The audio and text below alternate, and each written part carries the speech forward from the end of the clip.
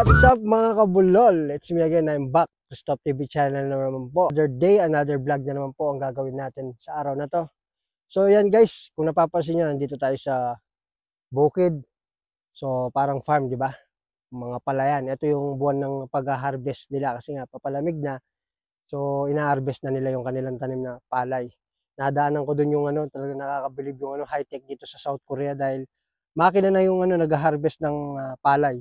Dati kasi sa atin sa Pilipinas, mga tao mano-mano, di ba? Yung pinuputol nila, nilalait nila yung taga na hawak nila. So yan guys, papakita ko sa inyo, napakalawak. Di ba? Ang lawak ng bukid dito. Teka, medyo blurred siya. Papakita ko na So yan, medyo malinaw siya. Kasi kanina naka-cinematic tayo guys. So yan guys, makikita niyo mga palay nakatumba na. So ready na yan for harvest na sinasabi ko. Ito yung month na pag-harvest ng mga kurikong, ng mga Koreano dito sa pananim po nila.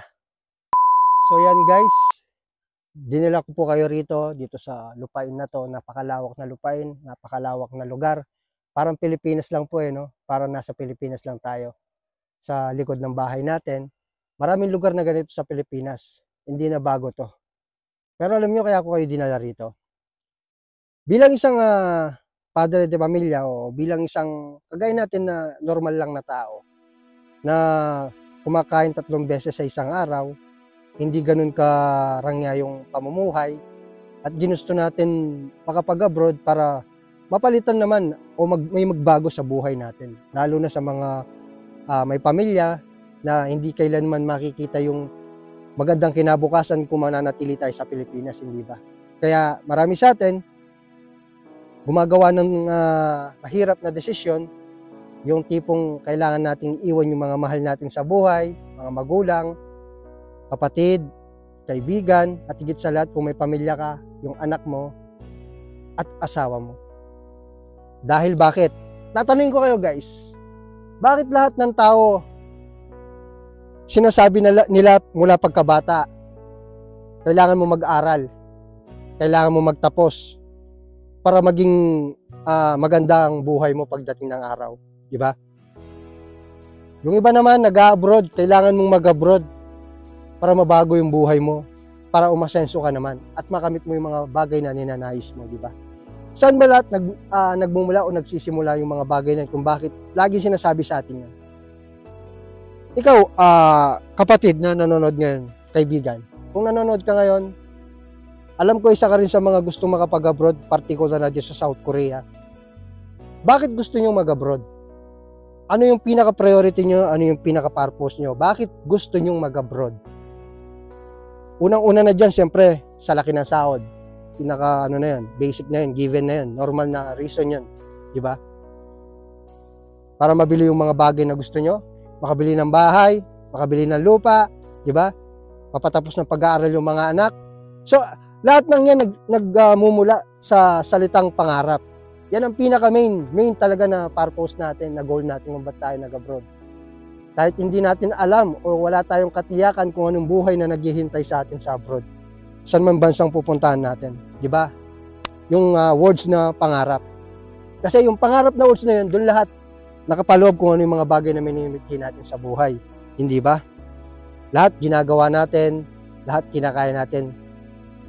Pero alam nyo, ito lang ang napag-isip-isip ko. Nakita ko at napanood ko, bigla lang akong napaisip talaga. Kapag nakapunta ka na sa bansang hinahangad mo at nagtatrabaho ka na. So, dahil sa pangarap na yon, hindi tayo tumitigil hanggat hindi natin makukuha. Hanggat hindi natin nakakamit yung tagumpay na inaasam natin sa buhay. Diba? So, sa madaling salita, to be story short, para mas maunawan at maintindihan nyo kung ano yung purpose ng video to. Kung dadating man ng araw, ganito rin po yung mangyari sa inyo. Kung makapag-abroad man tayo, makapunta man tayo sa bansang gusto natin, nagtatrabaho tayo. So, siyempre sa mga nagdaang panahon, nagiging matagumpay tayo sa pagpupursigin natin, pagsusumikap. Unti-unti nating natutupad yung mga plano natin. Unti-unti nating nakakamit, unti-unti nating nabibili, o unti-unti nating nabubuo yung dating plano lang na gayon nagiging makatotohanan na. Kontento bilang tao, ganyan tayo, hindi tayo kontento kung ano meron tayo sa buhay. Yung salitang pangarap kasi, wala yung period wala yung tuldok, di ba? Pag sinabi mong pangarap, hindi doon nakasaad, hindi din nakalagay doon kung kailan ka hihinto, kung kailan tama na. Di ba? Nagagets nyo yung ibig ko sabihin. Minsan kasi sa buhay, lalong-lalo na yung mga napapanood natin, nakikita natin sa mga ibang tao, halos tumatanda na sila sa ibang bansa, halos hindi na nila nakakasama yung pamilya nila. Yung iba, binabawian na ng buhay bago umuwi. Kung hindi pa may mawawala ng buhay sa pamilya, hindi sila uuwi. Bakit? Dahil hindi pa sila stable, kulang pa ba yung panahon na ginugol nila sa ibang bansa. So sinishare ko to guys para hindi po ninyo maranasan. Napaka-importante kasi na gusto kong i-share po sa inyo. May mga tao kasing kahit nandoon na sila sa sitwasyon ng point ng buhay nila na nandoon na sila sa mga pangarap nila, hindi pa rin nila namamalayan na nandoon na pala sila. Yung tipong nakabili na ng lupa, nakabili na ng bahay, nakabuo ng pamilya, nabili na o malaki na ang pagbabago ng klase ng pamumuhay nila sa dati nilang pamumuhay 10 years ago, 5 years ago, 15 years ago. Pero patuloy pa rin silang ando doon kung saan sila nagsimula. Ando doon pa rin sila nagtatrabaho, nagpapakahirap, nagpapakaalila. Parang kami, parang tayo. Maya-apply ko rin to sa sarili ko.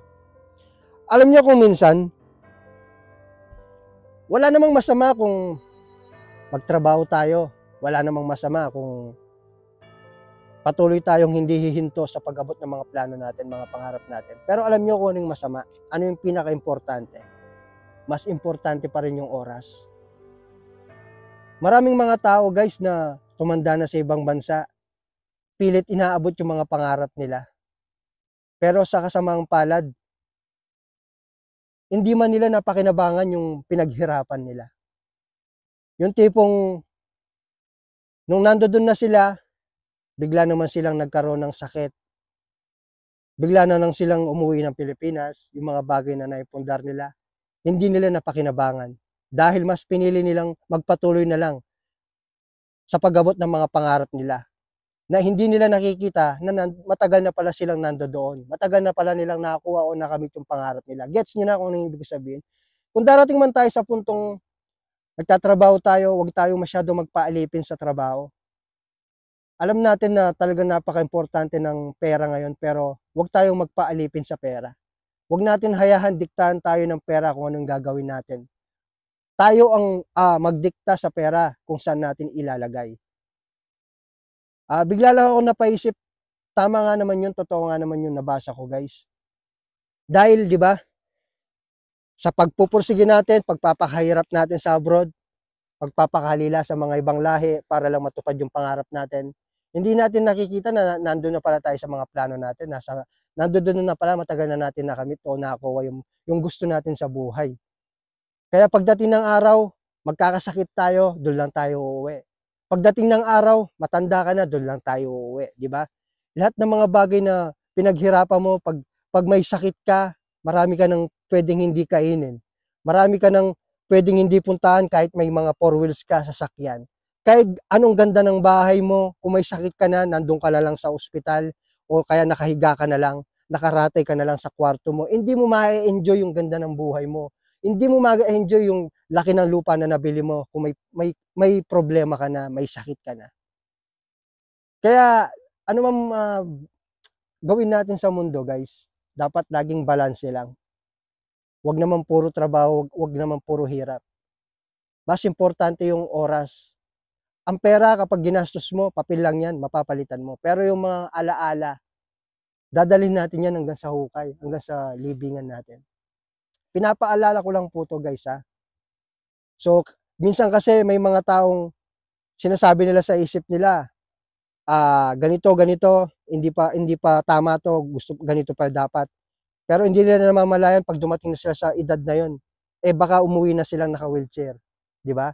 Huwag masyadong ibuhos yung oras natin sa trabaho. Bigyan natin din ng panahon at ng oras yung mahal natin sa buhay, dahil hindi natin hawak yung buhay natin kung kailan hanggang kailan tayo dito sa mundong to.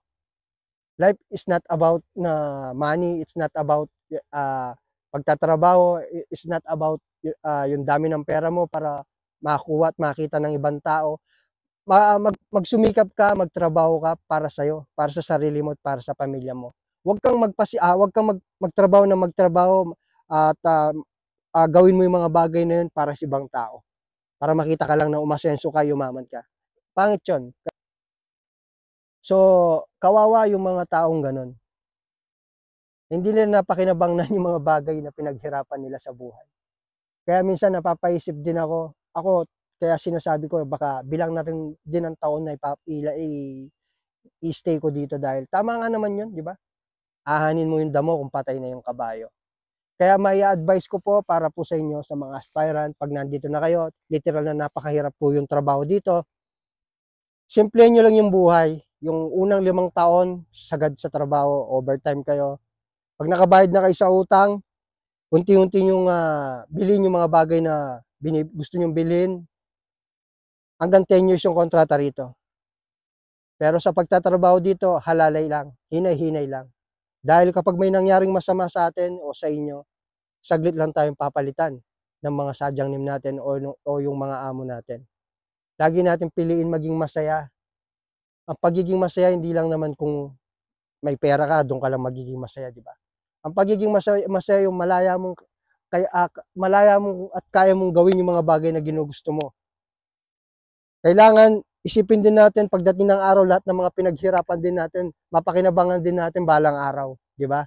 Yan naman ang importante, yan naman ang dapat. Lahat ng sobra pangit. So, yan lang po yung advice ko po para po sa lahat. Dahil maraming mga tao dito na pinili nilang mag-TNT na lang. Dito na sila tumanda, andito pa sa South Korea, hindi lang dito sa South Korea, kahit saan man bansa.